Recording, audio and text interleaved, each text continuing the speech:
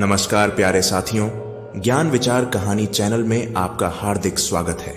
साथियों, आज की कहानी आपको उस युग में ले जाएगी जहां सिंहासन, तलवार और तप मिलकर भाग्य का एक नया अध्याय रचते हैं।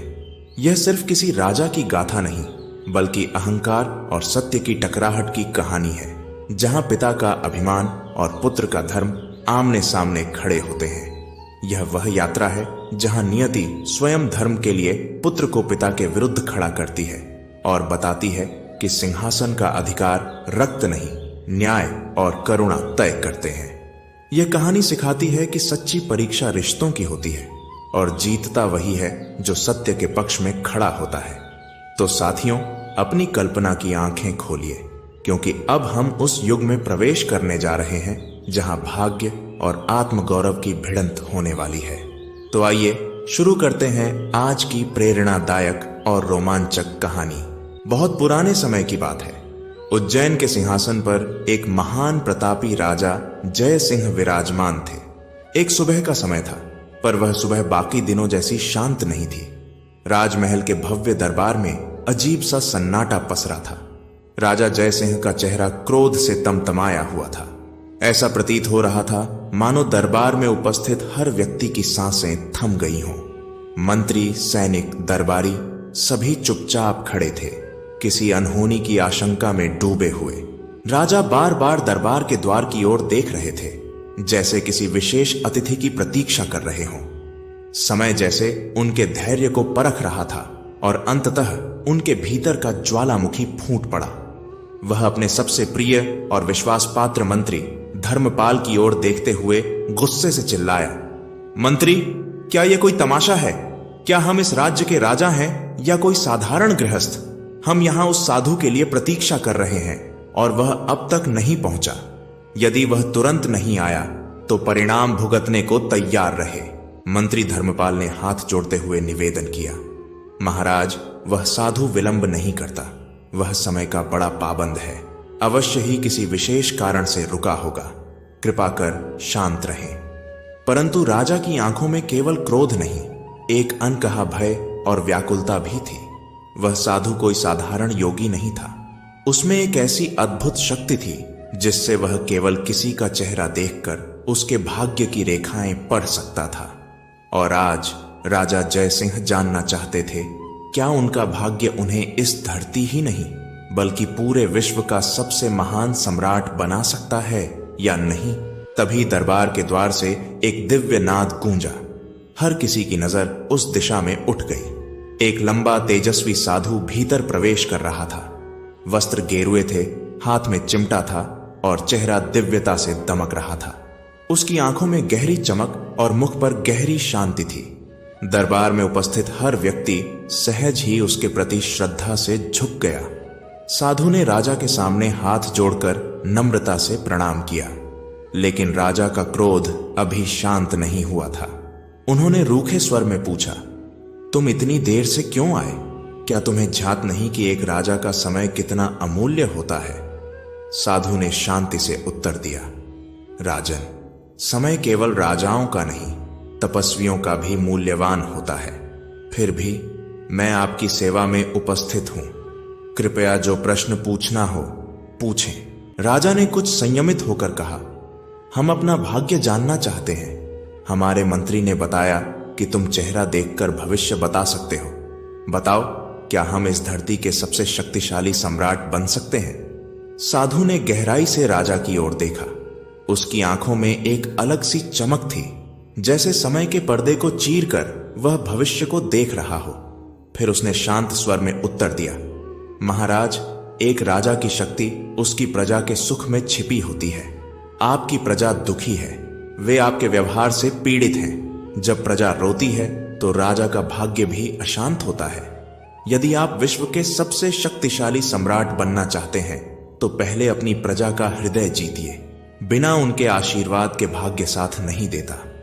राजा जय सिंह के चेहरे पर यह सुनते ही कठोरता आ गई।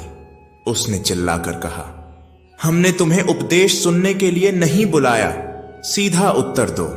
क्या हम सबसे शक्तिशाली सम्राट बन सकते हैं या नहीं? दरबार एक बार फिर स्तब्ध हो गया। सबकी सांसें जैसे थम गईं। साधु ने एक बार फिर राजा की आंखों में देखा और गंभीरता से बोला, राजन, आपके भाग्य की रेखाएं अत्यंत जटिल हैं। जो मैं देख रहा हूं वह आपको विचलित कर सकता है, लेकिन मैं झूठ नहीं बोल सकता। सत्य यह है कि आपकी मृत्यु आपके ही पुत्र के हाथों लिखी गई है और यह भाग्य की रेखा कोई टाल नहीं सकता। राजा जयसिंह जैसे शून्य में डूब गए। चारों ओर गहरा सन्नाटा छा गया। किसी को विश्वास नहीं हो रहा था कि एक राजा को यह कहा गया है कि उसका अंत उसके ही पुत्र के हाथों होगा। फिर राजा की चेतना लौटी और वे गुस्से से कांप उठे। सिंहासन से उठकर उन्होंने तलवार खींच ली। उसका तेज प्रकाश दीवारों पर चमकने लगा। वे गरजते हुए बोले, तूने हमारी मृत्यु का श्राप दिया है। तू जानता है तू किससे बात कर रहा है? क्या तू अपनी जान से खेल रहा है? पर साधु बिल्कुल शांत रहा, जैसे तूफान में कोई पर्वत अडिग खड़ा रहता है। राजा ने तलवार उसकी ओर बढ़ाई और कहा, तूने मेरे भाग्य की बात की, लेकिन क्या अपने भाग्य को देखा है? अब तेरा अंत निश्चित है। साधु ने उसकी आंखों में देखते हुए शांत स्वर में उत्तर दिया, राजन, मैंने अपने भाग्य को देखा है और उसमें यह नहीं लिखा कि मेरी मृत्यु किसी ऐसे राजा के हाथों होगी जो अपनी ही प्रजा पर अत्याचार करता हो। यह सुनकर राजा और क्रोधित हो गए। उन्होंने तलवार उठा ली और साधु की ओर बढ़े, लेकिन तभी वहां एक अलौकिक चमत्कार घटा। साधु के चारों ओर अचानक रंग बिरंगी चमकती किरणें फैल गईं।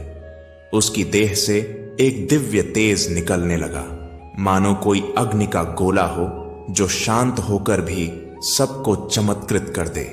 समस्त दरबार यह दृश्य देखकर अवाक रह गया।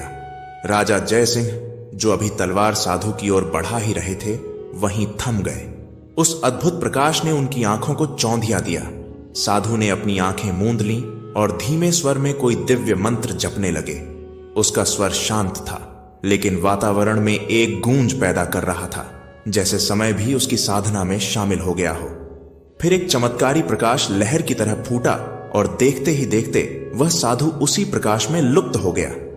कुछ क्षण तक वह रंगीन रोशनी पूरे दरबार में लहराती रही, जैसे कोई इंद्रधनुष जमीन पर उतर आया हो। फिर सब कुछ एकदम शांत हो गया।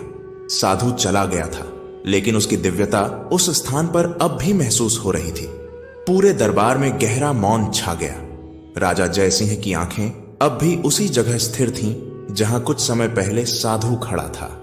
उनके चेहरे पर क्रोध और उलझन की मिली जुली झलक दिखाई दे रही थी। वह समझ नहीं पा रहे थे कि यह क्या हुआ। क्या यह चमत्कार था या कोई चेतावनी? तभी महल के द्वार पर अचानक हलचल मची। एक सैनिक तेजी से दौड़ता हुआ भीतर आया। उसने घुटनों के बल बैठकर प्रणाम किया और घबराए हुए स्वर में कहा, महाराज, बड़ी विपत्ति आ गई है। पड़ोसी राज्य के राजा महाराज यशवर्धन ने हमारे राज्य पर आक्रमण कर दिया है। वे महल के द्वार पर खड़े हैं और आपको युद्ध के लिए ललकार रहे हैं। और यहीं से शुरू होती है एक ऐसी यात्रा जहां भाग्य, युद्ध, विश्वासघात और पिता पुत्र के रिश्तों की परतें धीरे धीरे खुलती हैं। साथियों, मंत्री की बात सुनते ही जैसे पूरे दरबार में बिजली दौड़ गई। दरबारी एक दूसरे को भय और आशंका से देखने लगे, लेकिन राजा जयसिंह का चेहरा अब और कठोर हो चुका था। उसकी आंखों में ज्वाला भड़क उठी। उन्होंने बिना किसी देरी के सिंहासन से उठते हुए अपनी तलवार म्यान से खींच ली और सिंह के समान गरजे, तो अब युद्ध का समय आ गया है। यशवर्धन ने दुस्साहस किया है, अब उसे उसका दंड मिलेगा। राजा के पीछे पूरी सेना, मंत्रीगण और अंगरक्षक चल पड़े। जैसे ही वे महल के विशाल द्वार से बाहर निकले, सामने एक भयंकर दृश्य था। राजा यशवर्धन अपनी विशाल सेना के साथ खड़ा था। उसके चेहरे पर भी प्रतिशोध की लपटें जल रही थीं। सेना के झंडे हवा में लहरा रहे थे। नगाड़ों की आवाज से धरती और आकाश कांप रहे थे। राजा जयसिंह ने तलवार ऊपर उठाकर हुंकार भरी, राजा यशवर्धन, तूने मेरे राज्य पर हमला करके अपने विनाश को बुलाया है। आज मैं तेरे इस अभिमान को रौंद डालूंगा। राजा यशवर्धन ने भी प्रत्युत्तर में गरजते हुए कहा, जयसिंह, तेरे अन्याय और अत्याचार की कहानियां अब सीमाओं के पार पहुंच गई हैं। मैं आज धर्म की रक्षा करने आया हूं। तुझे युद्ध के लिए ललकारता हूं। राजा जयसिंह ने क्रूर हंसी हंसते हुए उत्तर दिया, तेरी यह ललकार ही तेरी सबसे बड़ी भूल है यशवर्धन। आज तेरी सेना भी मिटेगी और तेरा वंश भी। तैयार हो जा अपने अंत के लिए। इतना कहते ही रणभूमि में शंखनाद हुआ। युद्ध का नगाड़ा गूंज उठा। दोनों सेनाएं भयानक गर्जना के साथ एक दूसरे से टकरा गईं। तलवारों की टनटनाहट, घोड़ों की टापों की ध्वनि और सैनिकों की ललकार से धरती कांप उठी। ऐसा लग रहा था जैसे प्रकृति भी इस विनाश लीला को देखकर डर गई हो। राजा जयसिंह युद्ध में जैसे साक्षात यमराज बन गए थे। एक के बाद एक शत्रु सैनिक उनके तलवार के वार से धराशायी होते जा रहे थे। उनका हर प्रहार बिजली की रफ्तार से चलता और दुश्मन की ढाल को चीर कर निकल जाता। यशवर्धन की सेना जयसिंह के पराक्रम से पीछे हटने लगी, किंतु महाराज यशवर्धन भी वीरता में कम न थे। उन्होंने भी जयसिंह की सेना के अनेक योद्धाओं को पछाड़ा और साहस के साथ मुकाबला किया। युद्ध लगातार उग्र होता जा रहा था। अंततः वह क्षण आया जब दोनों सम्राट आमने सामने हो गए। राजा यशवर्धन ने पहला वार किया, लेकिन जयसिंह ने चतुराई से उसे टाल दिया और तुरंत पलटवार किया। उनका वार इतना तेज था कि सीधा जाकर यशवर्धन के वक्ष में लग गया। राजा यशवर्धन लड़खड़ाते हुए जमीन पर गिर पड़े। उनके मुख से एक पीड़ा भरी कराह निकली। कांपती आवाज में उन्होंने कहा, जयसिंह, तुमने आज मुझे हरा दिया, लेकिन याद रखो, अधर्म की विजय सदा नहीं टिकती। तुम्हारा अंत भी निश्चित है और वह अंत तुम्हारे ही कुल से आएगा। यह कहते ही उन्होंने अंतिम सांस ली। उनकी वाणी जैसे आकाश में अटल भविष्यवाणी बनकर गूंज उठी। जयसिंह ने तलवार उठाकर गर्जना की, यह है राजा जयसिंह की शक्ति। जिसने मुझे ललकारा उसका यही अंजाम हुआ। किंतु भीतर कहीं यशवर्धन के अंतिम शब्द और साधु की वाणी गूंजने लगी थी, तुम्हारा अंत तुम्हारे अपने ही घर से होगा। राजा जयसिंह ने युद्ध में विजय प्राप्त की थी, लेकिन उनके भीतर अब संशय और भय का बीज अंकुरित हो चुका था। वापस लौटकर जब वे अपने भव्य दरबार में पहुंचे, उनके चेहरे पर विजय की चमक थी, पर हृदय में अब अभिमान की ज्वाला धधक रही थी। उन्होंने रक्त रंजित तलवार उठाकर गरजते हुए आदेश दिया, जाओ और यशवर्धन के राज्य में यह उद्घोषणा कर दो, उनका राजा अब इस धरती पर नहीं रहा। जब उनके सैनिक यह सुनेंगे तो उनका साहस टूट जाएगा। उसके बाद उनके वंश का नाश कर दो। यही मेरा आदेश है और इसका पालन तुरंत हो। राजा के इन कठोर वचनों ने सैनिकों के भीतर उन्माद भर दिया। जय घोष गूंज उठा। तलवारें आकाश की ओर लहराई। घोड़ों की टापों से धरती कांप उठी और सेना एक बार फिर युद्ध की ओर बढ़ चली। धूल, गर्जना और रक्त के संग उधर राजा यशवर्धन के महल में कोहराम मच गया था। चारों ओर भय और बेचैनी का माहौल छा गया था। जहां पहले रौनक और गरिमा बसती थी, वहां अब सन्नाटा पसरा हुआ था। ऐसा सन्नाटा जो किसी बड़े तूफान से पहले की शांति जैसा लगता है। दरबार शांत था, लेकिन महल के भीतर तनाव और आशंका की लहरें दौड़ रही थीं। महल के मुख्य राजगुरु, जो वर्षों से राज परिवार के साथ थे, इस समय महल के एक गुप्त कक्ष के बाहर चिंता से व्याकुल खड़े थे। उनके माथे से पसीना टपक रहा था और आंखों में गहरी चिंता की रेखाएं उभर आई थीं। वे बार बार उस द्वार की ओर देख रहे थे, मानो किसी अत्यंत महत्वपूर्ण समाचार की प्रतीक्षा कर रहे हों। तभी कक्ष का द्वार धीरे से खुला। एक दासी कांपती हुई बाहर निकली। उसकी गोद में एक नवजात शिशु लिपटा हुआ था। वह थरथराते स्वर में बोली, गुरुदेव, रानी वसुंधरा ने एक सुंदर पुत्र को जन्म दिया है। राजगुरु ने नवजात की ओर देखा। उनके मुख पर क्षण भर को आश्चर्य की झलक उभरी, लेकिन तुरंत ही वह दृष्टि एक गहरी पीड़ा में बदल गई। उन्होंने धीरे से कहा, यह घड़ी बहुत दुखद है दासी, बहुत ही कठिन समय आ गया है। दासी घबरा गई। उसने कांपते हुए स्वर में पूछा, गुरुदेव, यह क्या कह रहे हैं? महारानी ने पुत्र जन्मा है। यह तो आनंद का अवसर है, यह तो उत्सव का समय होना चाहिए। राजगुरु ने गहरी सांस ली, मानो हृदय पर रखे भारी पत्थर को बाहर निकालना चाहते हो। फिर धीमे स्वर में बोले, दासी, तुम्हें नहीं पता, महाराज यशवर्धन अब इस लोक में नहीं रहे। युद्ध में महाराज जयसिंह के हाथों उनका वध हो गया है। यह समाचार शीघ्र ही पूरे राज्य में फैल जाएगा। यह सुनकर दासी स्तब्ध रह गई। राजगुरु ने आगे कहा, और इससे भी अधिक भयावह बात यह है, राजा जय सिंह ने आज्ञा दी है कि यशवर्धन के वंश का समूल नाश कर दिया जाए। इस शिशु का अस्तित्व ही अब शत्रु के लिए संकट है। वे इसे जीवित नहीं छोड़ेंगे। दासी की आंखों में भय उमड़ आया। वह बोली, गुरुदेव, अब हम क्या करें? इस शिशु और रानी को कहां छिपा सकते हैं? सैनिक तो किसी भी क्षण महल में घुस सकते हैं। राजगुरु की आंखों में अब सिर्फ चिंता नहीं, बल्कि एक दृढ़ निश्चय की ज्वाला भी जल उठी थी। उन्होंने तेज लेकिन शांत स्वर में कहा, समय बहुत कम है। यह बालक केवल एक नवजात नहीं है, यह यशवर्धन की अंतिम ज्योति है। यह हमारे भविष्य की आशा है। मैं दृढ़ता से मानता हूं, एक दिन यही पुत्र अन्याय के अंधकार को खत्म करेगा और अपने पिता की मृत्यु का बदला लेगा। हमें इसे हर कीमत पर बचाना होगा। तभी महल के द्वारों पर जोर की धमक सुनाई दी। सैनिकों की गरजती हुई आवाजें गलियारों में गूंजने लगीं। वे दरवाजे तोड़ने लगे थे। राजगुरु ने दासी को संकेत दिया, जल्दी करो, रानी वसुंधरा और बालक को लेकर गुप्त सुरंग से निकल जाओ। मैं इन सैनिकों को रोकने का प्रयास करूंगा। समय हमारे विरुद्ध है, लेकिन हम प्रयास किए बिना हार नहीं मान सकते। दासी ने शिशु को हृदय से चिपकाया और महल की अंधेरी सुरंगों की ओर भागी, उन छिपी राहों की ओर जिन्हें केवल राज परिवार और कुछ विशिष्ट लोग ही जानते थे। जैसे ही वह अंधेरे में गुम हुई, पीछे महल में उथल पुथल मच गई। राजा जयसिंह की सेना ने पूरे महल को घेर लिया था। तलवारों की खनक, घोड़ों की टापें और सैनिकों की गर्जनाएं महल की छतों तक गूंज रही थीं। महल की हर ईंट अब डर से कांप रही थी। एक कक्ष में रानी वसुंधरा अपने नवजात को गोद में लिए बैठी थीं। उनकी आंखों में गहरा भय था। पास ही राजगुरु उन्हें साहस देने का प्रयास कर रहे थे, लेकिन उनके चेहरे पर भी तनाव की गहरी रेखाएं थीं।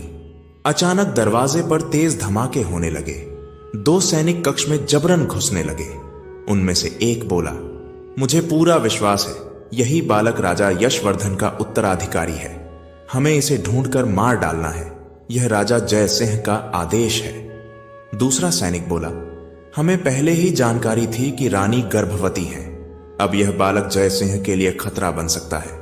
इसे खत्म करना जरूरी है। इतना कहकर एक सैनिक दासी की ओर झपटा और शिशु को उसकी गोद से छीन लिया। शिशु के रोने की आवाज पूरे कक्ष में गूंजने लगी। दासी ने उसे बचाने की बहुत कोशिश की, लेकिन सैनिकों की निर्दयता के आगे वह कुछ न कर सकी। दूसरे सैनिक ने तलवार से उस पर वार कर दिया। वह भूमि पर गिर पड़ी और रक्त से फर्श लाल हो गया। यह दृश्य देखकर रानी वसुंधरा की चीख निकल गई। राजगुरु ने परिस्थिति को भांपते हुए तुरंत दरवाजा भीतर से बंद कर दिया और कुंडी लगाई। उन्होंने कांपती रानी की ओर देखा और गंभीर स्वर में कहा, महारानी, समय हमारे विरुद्ध है। शिशु को छीन लिया गया है। महाराज यशवर्धन युद्ध भूमि में शहीद हो चुके हैं और अब शत्रु आपके पुत्र को समाप्त करना चाहता है। हमें तुरंत यहां से निकलना होगा। रानी की आंखों से आंसू थम नहीं रहे थे। कांपती हुई आवाज में वह बोली, गुरुदेव, मेरा पुत्र कहां है? राजगुरु ने उनका हाथ थामकर दृढ़ता से कहा, महारानी, यह समय शोक का नहीं, साहस का है। अभी हमें आपको इस मृत्युपाश से सुरक्षित निकालना होगा। उन्होंने कक्ष के एक कोने की ओर इशारा करते हुए कहा, देखिए, वहां से एक गुप्त सुरंग जाती है। यह सुरंग महाराज यशवर्धन ने स्वयं बनवाई थी, ऐसे ही संकट के लिए। यह जंगल तक जाती है। हम वहीं से निकलेंगे। ईश्वर ने चाहा तो हम अवश्य सुरक्षित रहेंगे। रानी वसुंधरा का हृदय मानो टूट गया था। उनके स्वामी अब इस दुनिया में नहीं थे और नवजात पुत्र पर भी मृत्यु की तलवार लटक रही थी। कांपते हुए स्वर में उन्होंने कहा, राजगुरु, राजा जय सिंह अत्यंत क्रूर है। उसने मेरे स्वामी को निष्ठुरता से मार डाला और अब मेरे पुत्र की भी बलि लेना चाहता है। बताइए, मैं इस जीवन का क्या करूं? राजगुरु ने करुणा से उनका कंधा थामा और गहरी श्रद्धा से बोले, महारानी, अब धैर्य खोने का समय नहीं है। राजगुरु की गंभीर वाणी रानी वसुंधरा के भीतर के टूटे हुए आत्मविश्वास को जैसे एक नई दिशा दे रही थी। उन्होंने कोमल स्वर में कहा, महारानी, मत भूलिए, आपके स्वामी का बलिदान व्यर्थ नहीं जा सकता। आपको उस बलिदान की लौ को जीवित रखना है। आपके पुत्र का जीवन अनमोल है। वह केवल आपका नहीं, पूरे राज्य का उत्तराधिकारी है। एक दिन वही न्याय की मशाल बनकर प्रकट होगा। यह संग्राम तभी पूर्ण होगा जब आप जीवित रहेंगी। रानी वसुंधरा की आंखों में बहते आंसुओं के बीच अब निश्चय की चिंगारी चमकने लगी थी। उन्होंने धीरे धीरे अपने आंसुओं को पोंछा। अब उनके चेहरे पर दुख से अधिक एक नई उम्मीद का प्रकाश था।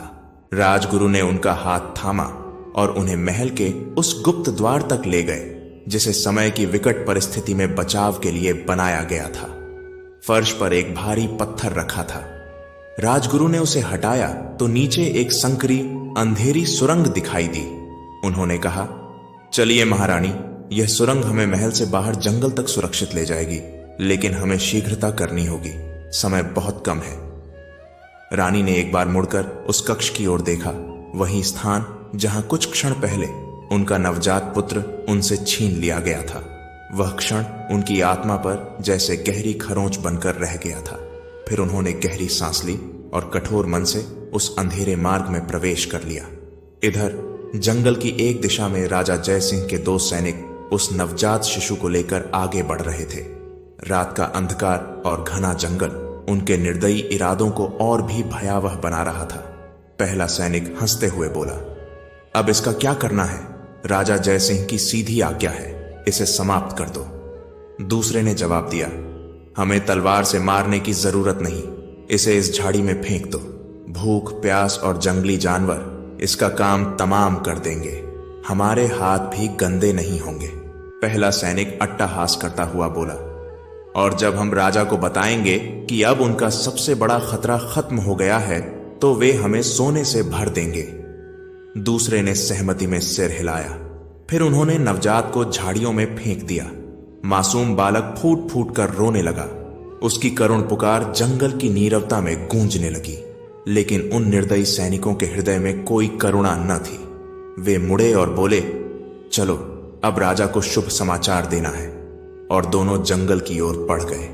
बालक का विलाप धीरे धीरे रात के सन्नाटे में गुम होता गया। उधर रानी वसुंधरा और राजगुरु घने जंगल के अंधेरे में निरंतर बढ़ते जा रहे थे।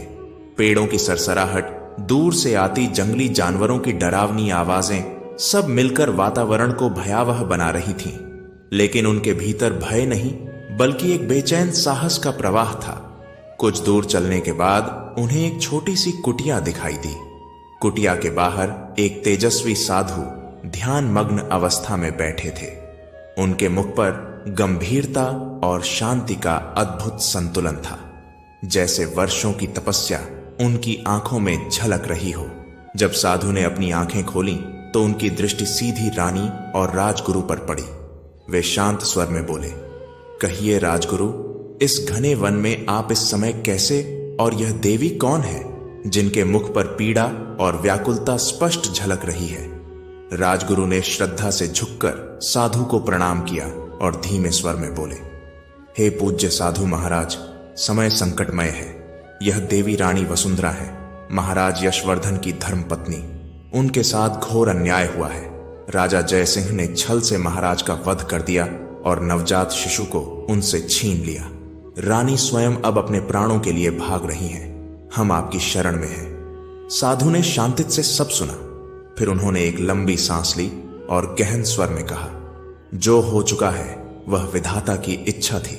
होनी को कोई नहीं टाल सकता, लेकिन याद रखिए, हर अंधकार के बाद एक नई सुबह जन्म लेती है। जब तक समय अनुकूल ना हो, रानी वसुंधरा मेरी इस कुटिया में रहेंगी। वे मेरी शरण में पूर्णतः सुरक्षित हैं। अब तक अपने आंसुओं को रोक रही रानी वसुंधरा साधु की करुणा से भरी वाणी सुनते ही फूट फूट कर रो पड़ी। उनके भीतर का बंधा हुआ ज्वार अब टूट गया था। साधु ने उन्हें सांत्वना देते हुए कहा, महारानी, निराश मत होइए। ईश्वर की लीला अकल्पनीय होती है। जहां अंत दिखता है वहीं कोई नई शुरुआत भी छिपी होती है। पर रानी की पीड़ा इतनी गहरी थी कि वह अब भी थम नहीं रही थी। कांपते स्वर में वह बोली, कैसे ना हो हम निराश साधु महाराज। पहले मेरे स्वामी को मुझसे छीन लिया गया, अब मेरे पुत्र को भी। मैं तो उसका चेहरा तक नहीं देख सकी। अब जीवन में शेष क्या बचा है? साधु ने उनकी ओर दया और प्रेम की दृष्टि से देखा और बोले, महारानी, जीवन में जो कुछ होता है वह व्यर्थ नहीं होता।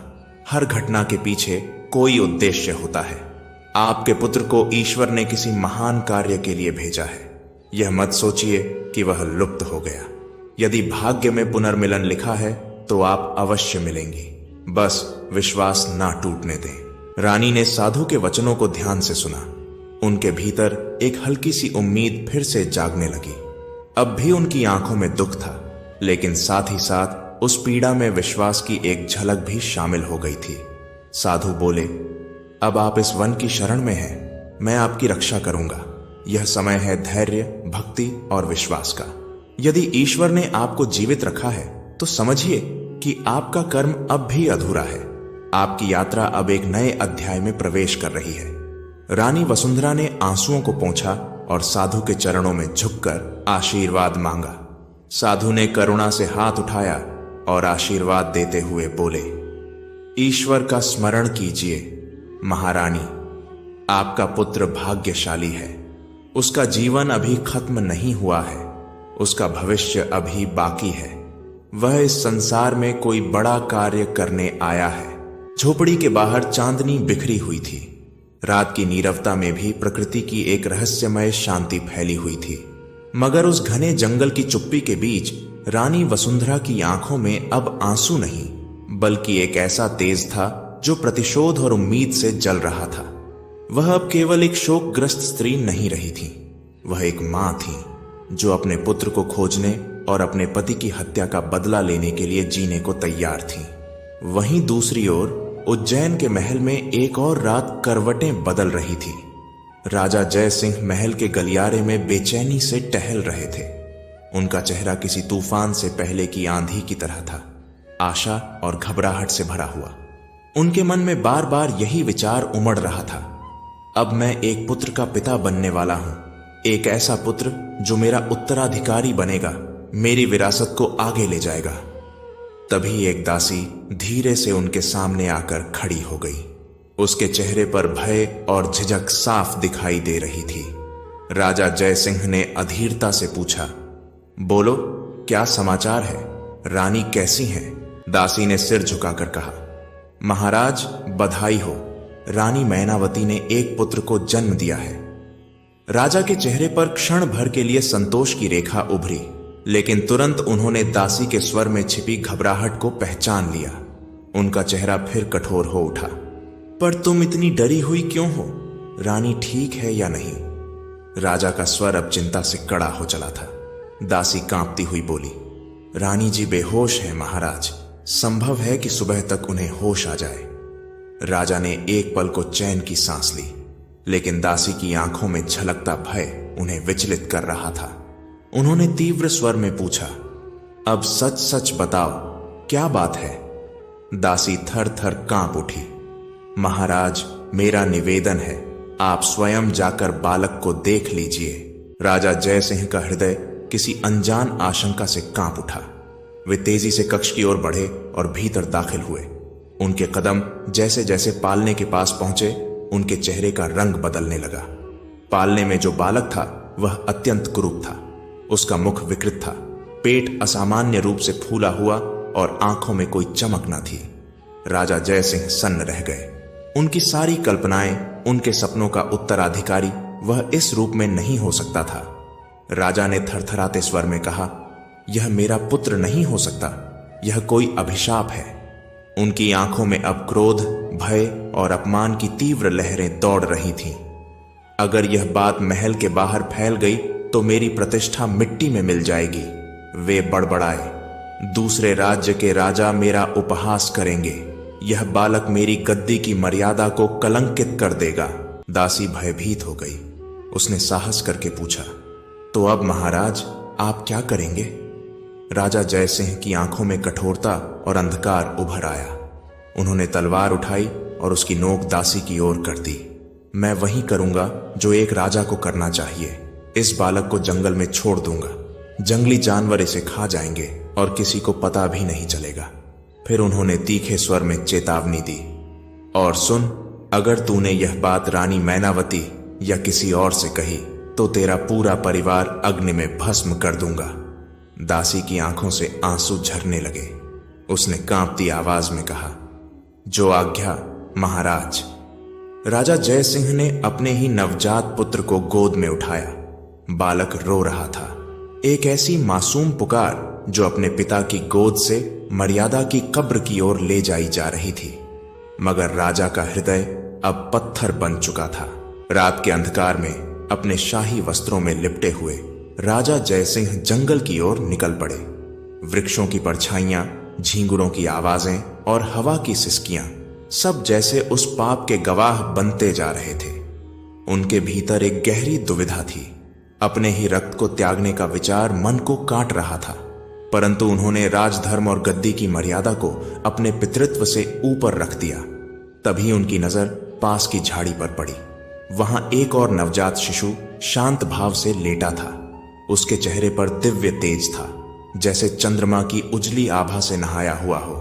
उसकी त्वचा उज्ज्वल थी, आंखें बंद थीं, लेकिन चेहरा एक अद्भुत आकर्षण से भरा था। राजा जय सिंह ठिठक गए। यह बालक किसका है? उनके भीतर स्वार्थ जाग उठा। किसी का भी हो, यह सुंदर है। अगर मैं इसे ले जाकर रानी को दे दूं और कहूं कि यह हमारा पुत्र है, तो कौन जान पाएगा? उन्होंने एक बार अपने ही पुत्र की ओर देखा, जो अब भी रो रहा था। मगर अब उनके मन में करुणा नहीं, केवल चालाकी थी। राजा ने अपने पुत्र को धीरे से झाड़ी में रख दिया और उस तेजस्वी बालक को उठा लिया। अब उनके मुख पर पश्चाताप नहीं था, केवल राजनीति की धूर्त परछाई थी। वापसी के रास्ते में उनके मन में नई योजना बन चुकी थी। उन्होंने तय कर लिया, रानी को यही बताया जाएगा कि उन्होंने एक सुंदर पुत्र को जन्म दिया है। महल पहुंचते ही वे सीधे रानी मैनावती के कक्ष की ओर बढ़े। रानी अब भी अचेत थीं और दासियां उनकी सेवा में लगी थीं।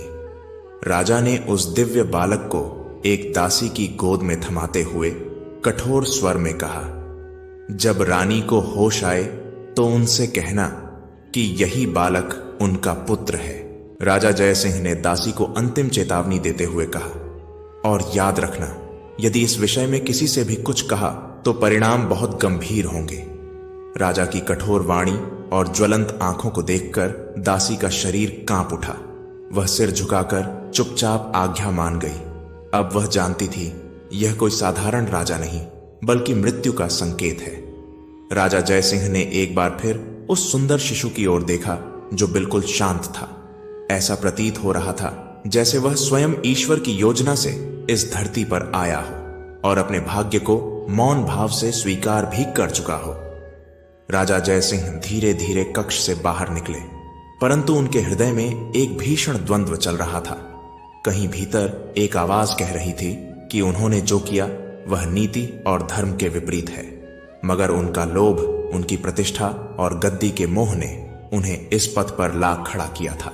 उधर उसी रात घने जंगल के एक कोने में ठंडी हवा और अंधेरे की चादर में लिपटा उनका असली पुत्र उस झाड़ी के पास पड़ा, अपनी किस्मत की प्रतीक्षा कर रहा था।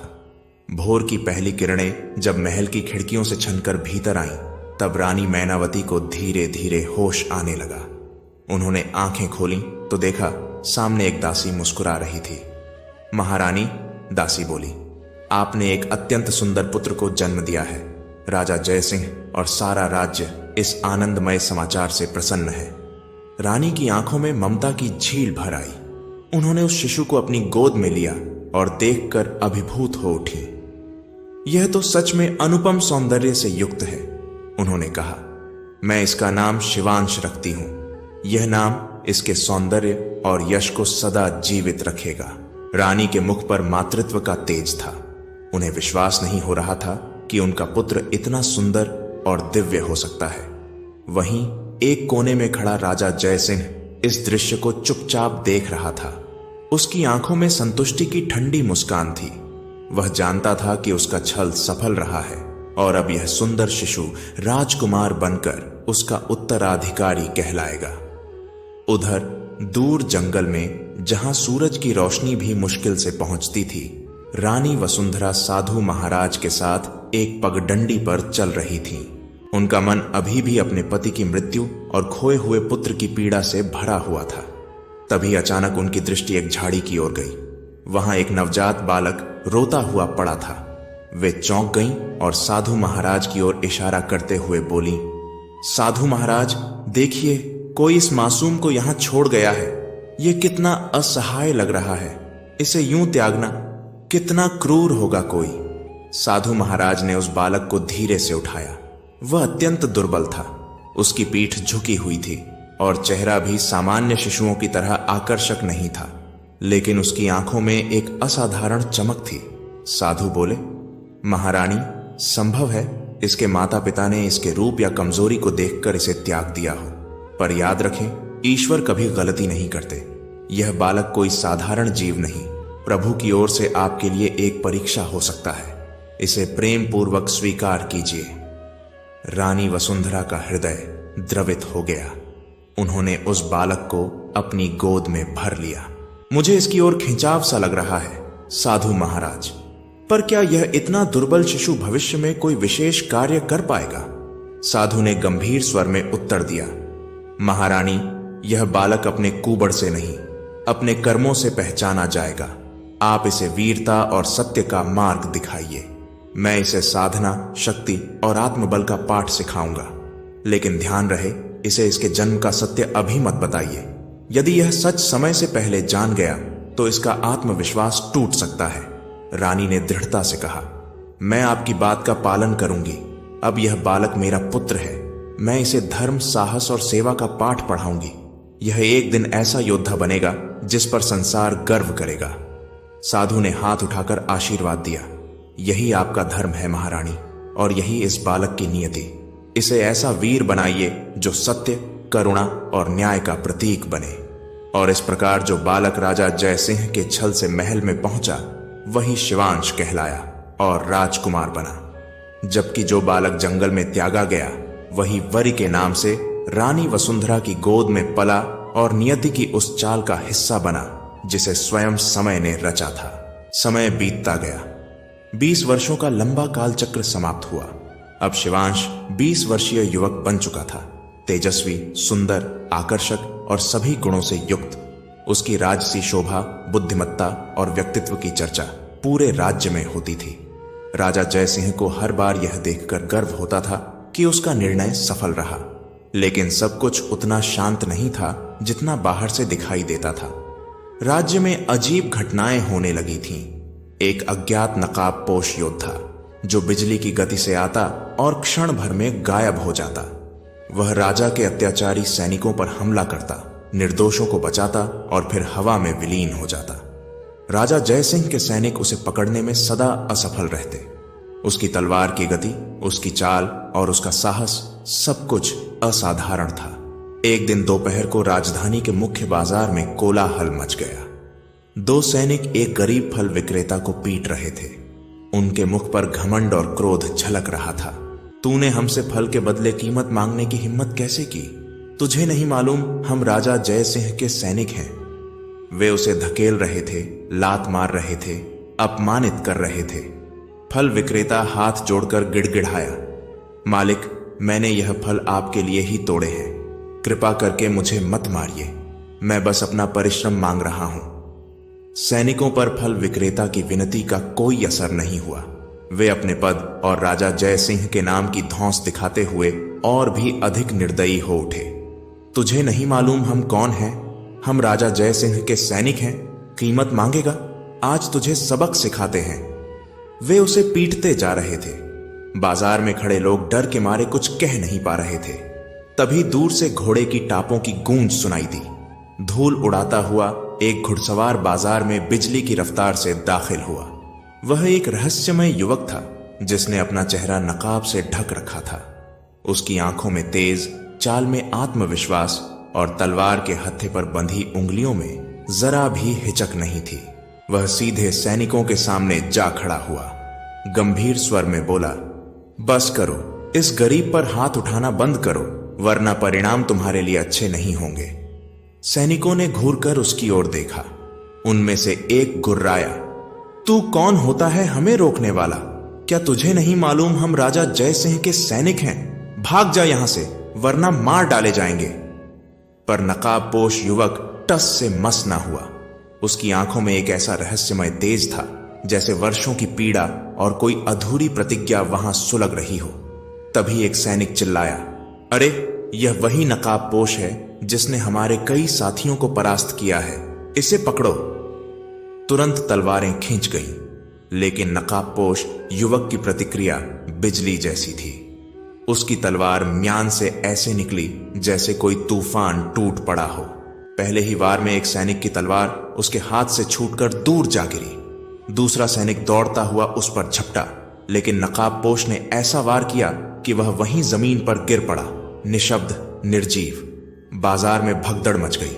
लोग इधर उधर भागने लगे, पर नकाबपोश युवक शांत था। उसने घोड़े की लगाम खींची, नीचे देखा और पीटे जा रहे फल वाले से कहा, डरो मत, अब तुम्हें कोई नुकसान नहीं पहुंचाएगा।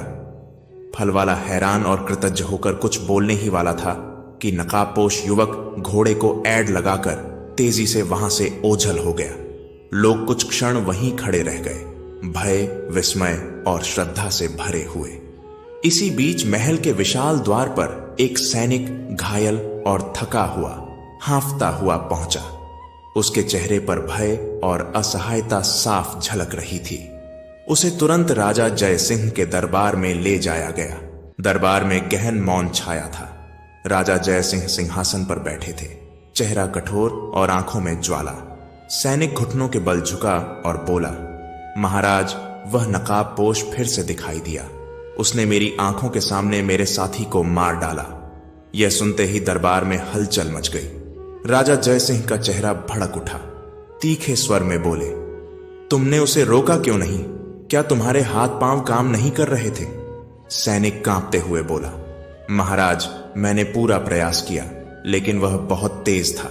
उसकी तलवार बिजली की तरह चलती है। जब तक हम समझ पाते, वह हमला करके निकल चुका था। राजा ने थककर कुर्सी पर पीठ टिकाई और गहरी सांस ली। उनका चेहरा अब क्रोध और चिंता से भरा हुआ था। उन्होंने अपने पुराने विश्वास पात्र मंत्री धर्मपाल की ओर देखा और बोले, मंत्री जी, अब यह नकाबपोश मेरी सहन शक्ति की सीमा पार कर चुका है। मैंने राजकुमार शिवांश को यह जिम्मेदारी दी थी कि वह इस रहस्य का पता लगाए। आखिर अभी तक शिवांश क्या कर रहे हैं? मंत्री ने सिर झुकाकर उत्तर दिया, महाराज, राजकुमार शिवांश शिकार के लिए जंगल गए हुए हैं। राजा कुछ क्षण मौन रहे, फिर उनकी आंखें संकुचित हो गईं। उन्होंने गहराई से मंत्री की ओर देखा और कहा, मंत्री जी, एक बात मुझे लगातार परेशान कर रही है। हर बार जब शिवांश शिकार पर जाते हैं, तभी यह नकाबपोश प्रकट होता है। क्या यह केवल संयोग है या फिर कोई छिपा हुआ संबंध? यह सुनते ही पूरे दरबार में एक सिहरन दौड़ गई। दरबारी एक दूसरे की ओर हैरानी से देखने लगे।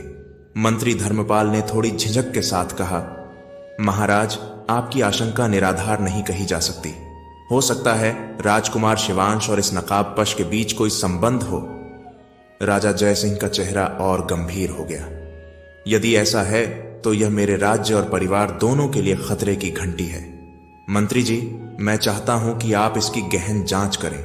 यह नकाबपोश कौन है और उसका मेरे पुत्र शिवांश से क्या संबंध है? इन सवालों का उत्तर मुझे जल्द चाहिए। मंत्री ने सिर झुकाकर कहा, जैसा आदेश महाराज, मैं इस रहस्य से पर्दा हटाने के लिए हर संभव प्रयास करूंगा। राजा जय सिंह ने आंखें मूंदी और लंबी सांस ली। उनके मन में प्रश्नों का तूफान चल रहा था। क्या शिवांश वास्तव में मेरा आज्ञाकारी पुत्र है या भाग्य मुझे किसी और सत्य की ओर ले जा रहा है? उधर महल से दूर गहरे जंगल के बीच रानी वसुंधरा का छोटा सा आश्रय शांति और रहस्य से भरा हुआ था। वहीं एक और रानी वसुंधरा अपने पुत्र वीर सिंह के साथ बैठी थी। वर्षों से वह बालक अपनी पीठ की विकृति और असामान्य रूप के कारण दुनिया से दूरी बनाए बैठा था, मगर उसके भीतर एक अलग ही आग सुलग रही थी, आत्म प्रश्नों की, जन्म की सच्चाई की। साधु महाराज, जो अब तक ध्यान में लीन थे, उन्होंने अपनी आंखें खोली। उनकी दृष्टि वीर सिंह की ओर गई। उन्होंने धीमे किंतु प्रभावशाली स्वर में कहा, वीर सिंह, आज का दिन तुम्हारे जीवन का सबसे महत्वपूर्ण दिन है। साधु महाराज ने गंभीर स्वर में कहा। वीर सिंह, मैंने एक विशेष तप और साधना से सिद्ध की हुई एक दिव्य जड़ी बूटी तैयार की है।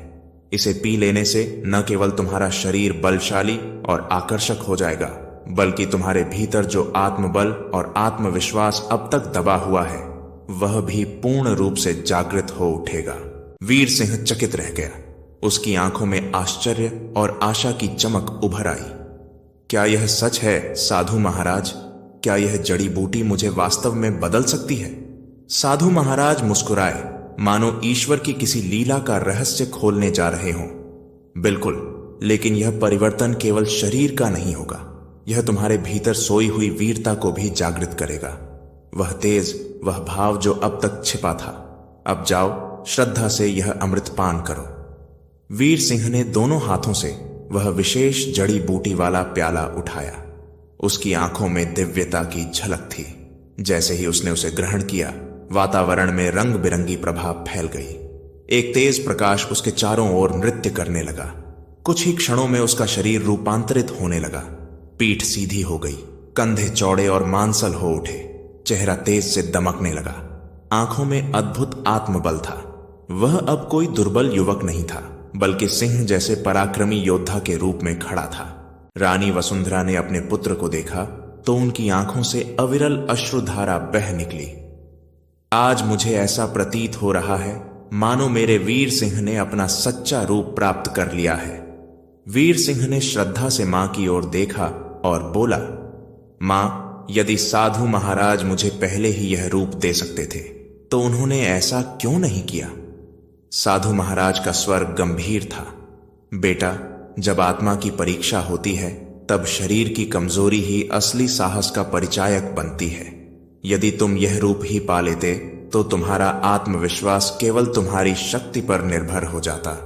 लेकिन अब जब तुमने संघर्ष में खुद को साबित किया है, यह रूप तुम्हारे साहस का सम्मान है, न कि सहारा। वीर सिंह ने सिर झुकाकर साधु महाराज को प्रणाम किया। अब उसके चेहरे पर केवल आत्मबल, धैर्य और धर्म का तेज था। वह रानी वसुंधरा की ओर मुड़ा। मां, अब मुझे आज्ञा दीजिए। मैं राजा जयसिंह के पास जाकर अपने पिता की हत्या का न्याय प्राप्त करूंगा। अब वह दिन दूर नहीं जब अधर्म को उसका दंड मिलेगा। रानी ने दृढ़ता से उसके कंधे पर हाथ रखा। बेटा, मैं भी तुम्हारे साथ चलूंगी। तुम्हारे पिता की मृत्यु ने मेरी आत्मा को भी झकझोर दिया है। मैं अपनी आंखों से देखना चाहती हूं जब मेरा पुत्र सत्य की रक्षा के लिए रणभूमि में खड़ा होगा। वीर सिंह ने सहमति में सिर झुकाया। ठीक है मां, मैं राजा जयसिंह को उसकी ही गद्दी पर चुनौती दूंगा। उसका सिंहासन, उसकी सत्ता, सब कुछ हिला दूंगा। साधु महाराज ने अपने दोनों हाथ आशीर्वाद में उठाए। जाओ वीर सिंह, यह तुम्हारे जीवन की सबसे कठिन परीक्षा होगी, पर याद रखो, सत्य, धैर्य और साहस तुम्हारी सबसे बड़ी शक्ति है। यही तुम्हें विजय दिलाएगा। वीर सिंह और रानी वसुंधरा ने साधु महाराज के चरणों में नमन किया और अपने उद्देश्य की ओर प्रस्थान किया। अब वीर सिंह का नया रूप केवल उसकी बाहरी शोभा नहीं था, यह उसके भीतर जागे धर्म, साहस और प्रतिशोध का प्रतीक था। उधर राजा जयसिंह अपने भव्य दरबार में गंभीर मुद्रा में सिंहासन पर विराजमान थे। उनके मुख पर तनाव की रेखाएं स्पष्ट झलक रही थीं। वह रहस्यमय नकाबपोश योद्धा अब तक उनके लिए एक अनसुलझी पहेली बना हुआ था। दरबार में गहन मौन था। तभी एक गुप्तचर धीरे से सामने आया और झुककर बोला, महाराज, उस नकाबपोश का भेद खुल गया है। राजा जयसिंह चौंक उठे। उनकी आंखों में आश्चर्य और क्रोध एक साथ उभर आया। क्या कहा? जल्दी बताओ, कौन है वह? गुप्तचर ने सिर झुकाकर उत्तर दिया, महाराज, वह नकाबपोश और कोई नहीं, आपका अपना पुत्र राजकुमार शिवांशी है। यह सुनते ही राजा जयसिंह के शरीर में जैसे बिजली दौड़ गई। उन्होंने सिंहासन के हत्थे को कसकर पकड़ लिया। उनकी आंखें क्रोध से अंगारों की तरह जल उठी। सारा दरबार स्तब्ध हो गया, जैसे समय एक पल के लिए रुक गया हो। उसी क्षण दरबार के विशाल द्वार खुले। राजकुमार शिवांश भीतर प्रवेश करते हुए दिखाई दिए।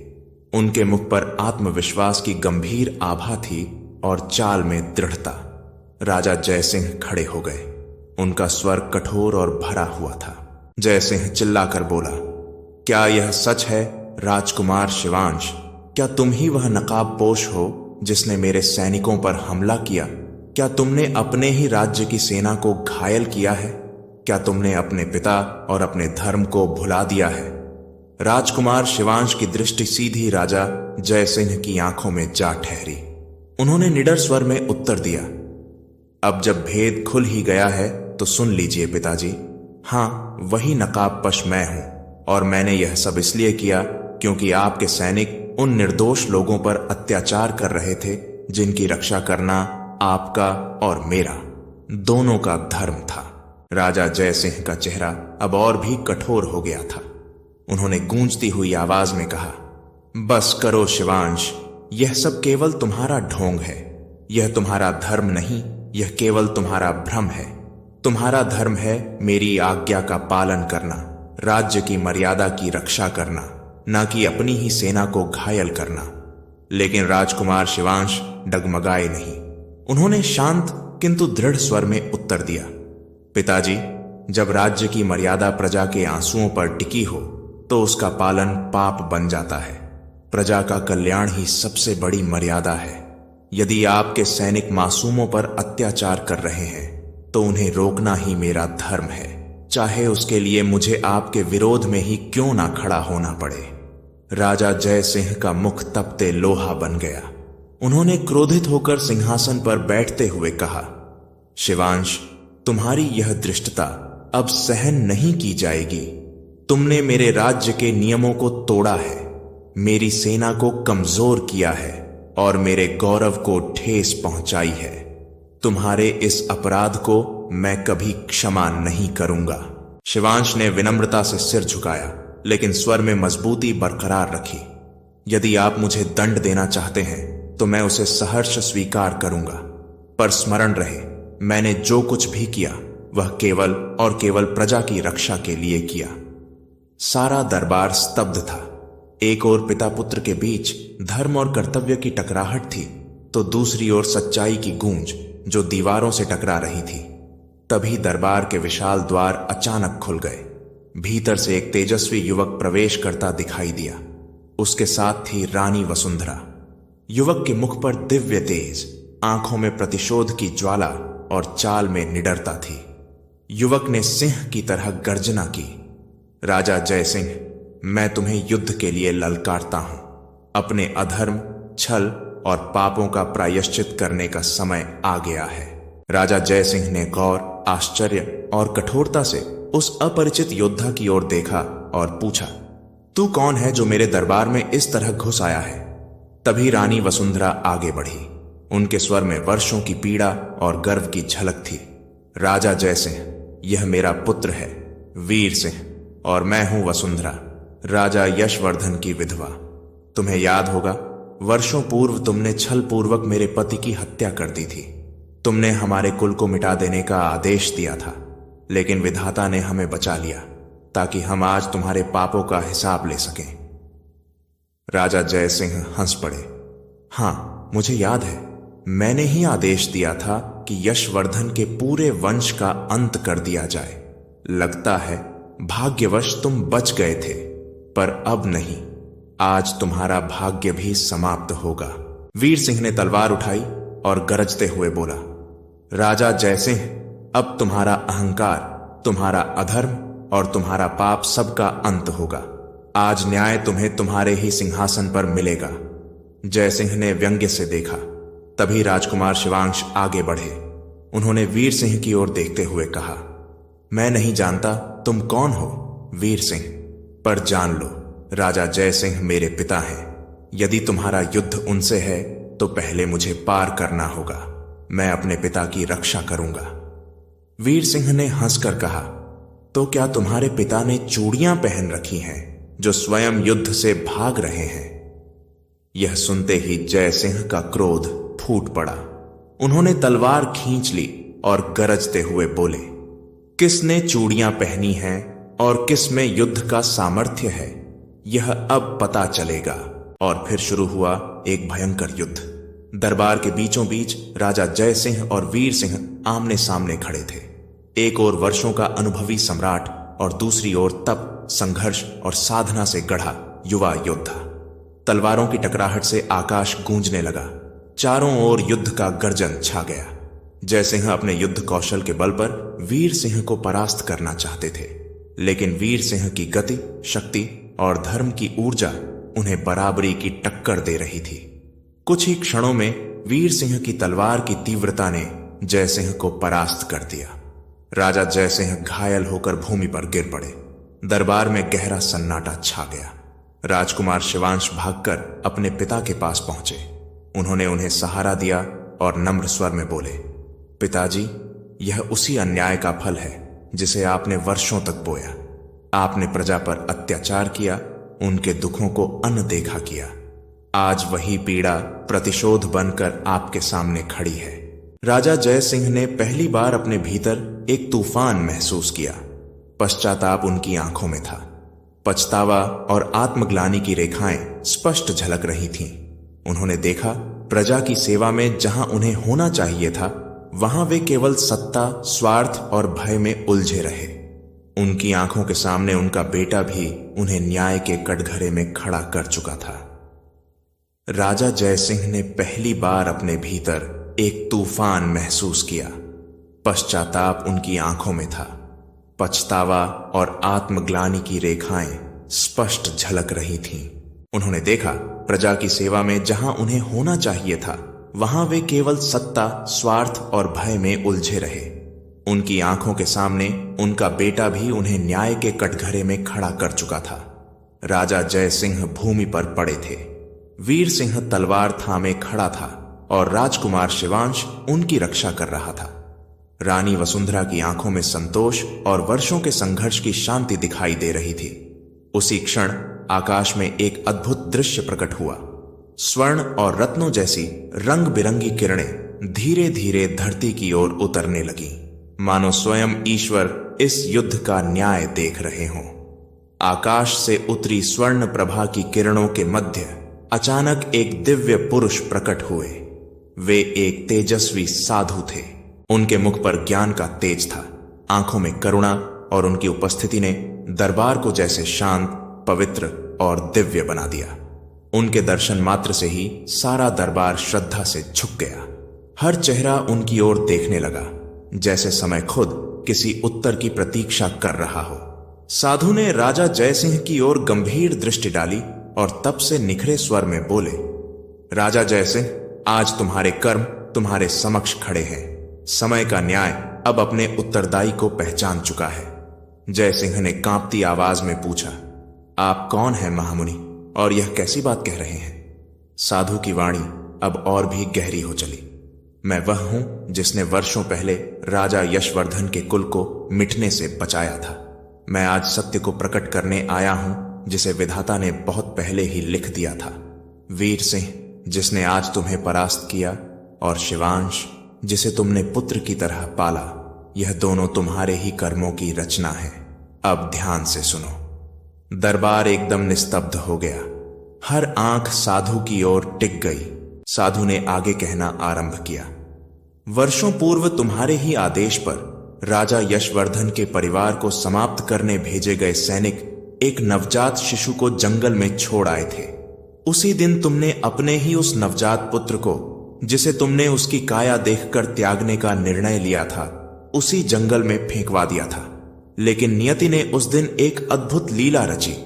तुम्हारे सैनिक गलती से यशवर्धन के सुंदर पुत्र को उठा लाए और तुम्हारे अपने पुत्र को वहीं छोड़ दिया। जिसे तुमने सुंदरता देखकर अपना पुत्र माना, वह राजा यशवर्धन का पुत्र शिवांश था, और जिसे तुमने त्याग दिया, वह वीर सिंह तुम्हारा असली पुत्र था। यह सुनते ही सारा दरबार स्तब्ध रह गया। राजा जय सिंह, शिवांश, वीर सिंह और रानी वसुंधरा की आंखों में अविश्वास, हैरानी और वेदना एक साथ तैरने लगी। साधु की वाणी अब धीमी और करुणा से भरी हुई थी। उस त्यागे हुए बालक की परवरिश वसुंधरा ने की। उन्होंने उसे अपने स्नेह, तप और औषधियों से बचाया, सींचा और उसे बनाया वीर सिंह, तुम्हारा सच्चा पुत्र। और शिवांश, जिसे तुमने प्रेम दिया, शिक्षा दी, उत्तराधिकारी बनाया, वह राजा यशवर्धन का पुत्र था। यह लीला तुम्हारे कर्मों की देन है और आज वह सत्य तुम्हारे सामने खड़ा है। राजा जय सिंह की आंखों से पश्चाताप के आंसू बहने लगे। उनका स्वर कांप उठा। क्या यह सब सच है? क्या वीर सिंह मेरा पुत्र है और शिवांश राजा यशवर्धन का पुत्र? मैं तो अपने ही जीवन को झूठ में जीता रहा। मैंने केवल पाप किए, अन्याय किया। क्या अब भी मेरे लिए कोई क्षमा है? साधु ने शांतिपूर्वक उत्तर दिया, हर प्राणी को अपने कर्मों का फल मिलता है। राजा जय सिंह, तुम्हारे जीवन का यह अंतिम मोड़ है। यह वही न्याय है जिसे विधाता ने तय किया था। इतना कहकर साधु ने अपनी दोनों हथेलियां आकाश की ओर उठाई। उनके चारों ओर दिव्य रंगों की लहर फैल गई, जैसे पूरा दरबार अब किसी तपस्वी के आशीर्वाद में स्नान कर रहा हो। और फिर उसी प्रकाश में वे साधु धीरे धीरे अदृश्य हो गए। उनके जाते ही राजा जय सिंह की आंखों से पश्चाताप की धारा फूट पड़ी। कांपते हाथों से उन्होंने वीर सिंह और शिवांश की ओर देखा और फिर धीरे से अंतिम सांस ली। उनका जीवन समाप्त हो गया। उनके अधर्मों की तरह दरबार गूंगा हो गया। समय थम गया। हर चेहरा एक अजीब सी भावना में डूबा हुआ था, जैसे सत्य का बोझ बहुत भारी हो। वीर सिंह और शिवांश एक दूसरे को देख रहे थे, आंखों में सवाल, दर्द और बेचैनी। शिवांश की दृष्टि रानी वसुंधरा पर पड़ी। वह धीरे से बुदबुदाया, तो आप मेरी जन्मदात्री हैं और जिन्हें मैंने अब तक मां माना वह मेरी मां नहीं थी। रानी वसुंधरा की आंखें भर आईं। उन्होंने ममता से शिवांश की ओर कदम बढ़ाए और कहा, हां बेटा, मैं तुम्हारी सगी मां हूं, लेकिन जिसने तुम्हें पाला, जिसने तुम्हें संस्कार दिए, वो भी मां थी। याद रखना बेटा, मां केवल रक्त से नहीं, प्रेम और त्याग से बनती है। वीर सिंह की आंखें भी छलक उठीं। और मैंने अपने ही पिता की हत्या कर दी। क्या इससे बड़ा कोई अपराध हो सकता है? रानी वसुंधरा ने उसका हाथ थामा और दृढ़ता से बोली, नहीं बेटा, तुमने पाप नहीं किया, तुमने अधर्म का अंत किया है। वह व्यक्ति जो सिंहासन की भूख में निर्दोषों को कुचलता है, वह पिता नहीं, अत्याचारी होता है। तुमने धर्म के पक्ष में खड़ा होकर न्याय किया है। फिर उन्होंने दोनों पुत्रों की ओर देखा और भावभीने स्वर में कहा, तुम दोनों मेरे बेटे हो। नियति ने हमें अलग किया था, लेकिन आज ईश्वर ने हमें फिर से जोड़ दिया है। अब अतीत को पीछे छोड़ो। तुम्हारा धर्म अब इस राज्य की सेवा करना है। वीर सिंह और शिवांश ने एक दूसरे की आंखों में देखा। अब उनमें एक अपनापन था। शिवांश मुस्कुराया और कहा, भाई, मैं अन्याय के विरुद्ध खड़ा था, तुम्हारे नहीं, और आज मुझे गर्व है कि तुम मेरे सगे भाई हो। वीर सिंह भी हंसते हुए शिवांश से लिपट गया। भाइयों के इस मिलन से दरबार जयघोष से गूंज उठा। सैनिकों और प्रजाजनों ने करतल ध्वनि से स्वागत किया। राज्य अब क्रूरता से मुक्त था। अब वहां करुणा और न्याय का युग शुरू हो चुका था। शिवांश और वीर सिंह ने मिलकर राज्य की बागडोर संभाली। वे धर्म, न्याय और करुणा से राज्य चलाने लगे। रानी वसुंधरा उनके बीच त्याग और मातृत्व की प्रतिमा बन गई।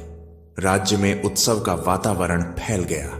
लोग सड़कों पर उमड़ पड़े। वर्षों की वेदना के बाद आज हर दिल हर्षित था और यही संदेश उस भूमि की आत्मा बन गया। प्यारे साथियों, यह कहानी केवल एक राज्य, एक सिंहासन या दो भाइयों की नहीं थी। यह उन रिश्तों की थी जिन्हें हम कभी जन्म से तो कभी कर्म से पाते हैं। यह उन क्षणों की थी जब सत्य सामने आता है और झूठ की बुनियाद खुद ही गिर जाती है। राजा जय सिंह का जीवन इस सच्चाई का प्रमाण बन गया कि राजा वही महान होता है जो न्याय और करुणा से राज्य करे, न कि अहंकार और लालच से। जिसने संतान को केवल सुंदरता से आंका, उसे नियति ने स्वयं उसका चेहरा दिखाया।